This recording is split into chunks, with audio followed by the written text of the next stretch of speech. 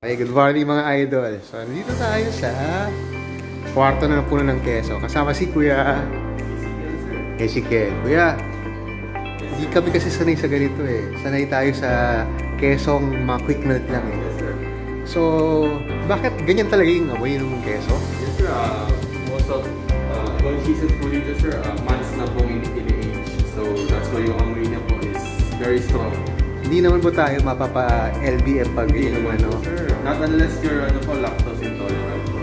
Kasi allergic tayo sa mga mahal na bagay eh. Gusto na natin mga mura lang eh. Pero ano dito yung mga ano yung parang sige, silip lang muna ako. Kuya, sige. So, since nabay natin yung keso at saka yung mga bread sa dried coconuts, gusto natin subukan ng mga tender juicy at saka pag naka-luwag-luwag spam.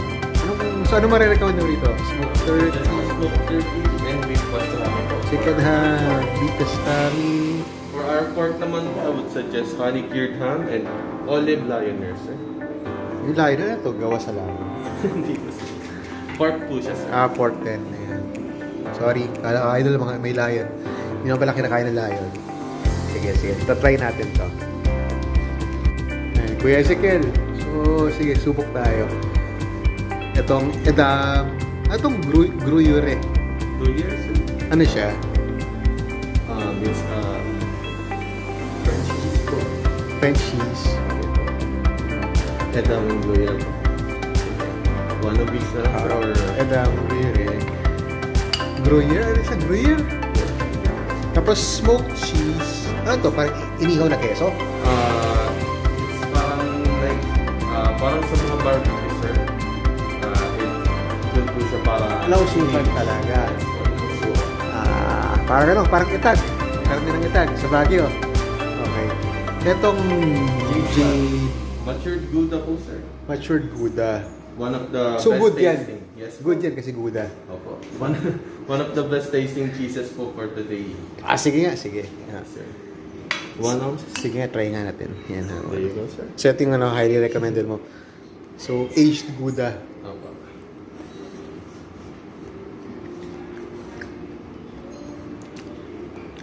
Wala bang pandesal dito? Yes, sir. We have po sa Mamaya. fire station, sir. Mamaya, ano tayo? Siyempre, gusto natin keso at pandesal. Ito cheddar, ito kilala natin Yes, cheddar. Sige, wag na yan, alam natin. Emmental, sir. Swiss cheese. Ito yung yung butas-butas sa Tom and Jerry. Sige. 1 ounce, sir. Okay. Tapos, pag sinabi mo red cheddar, ano yun, may aswede? Yes po. And medyo sharp po siya ng onti sa cheddar. Pero ano yung nagpapapula sa atin? Ano po? Anato seed. Ano? Yung extra. Uy, akala ko nagpapatawa lang ako. So, ano talaga nagpapapula sa red cheddar? Okay, sige. Tapos cream cheese. So, ito yung yun yung hinahalo sa milk tea. Yes. Pero hindi naman ata ganyan yung hinahalo sa milk tea, no? Hindi naman talaga legit na cream cheese yung hinahalo, no?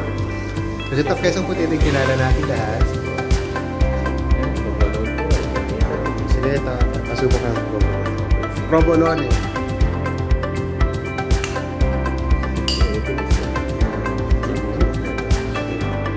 Tapos, ito, Dry fruit, sir. pang ano yan?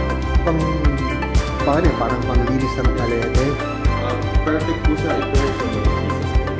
At Also with nuts po and fresh bread po labas.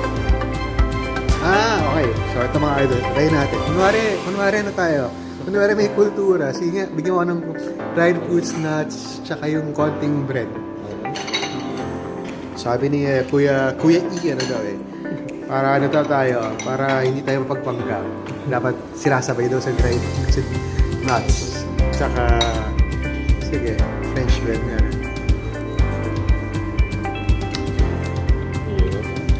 Tapos kuya, okay lang madaling ko yung bawlan ko rito? Bawal. Wag po kayo magaganon dito. Wag po magbabalot sa mga buffet. Okay, sige. Thank you kuya. Thank you sir. Salamat. Good morning. Sana matutong tayo mga idol na mag-appreciate ng keso at hindi lang quick meal. Okay, thank you. Happy Monday.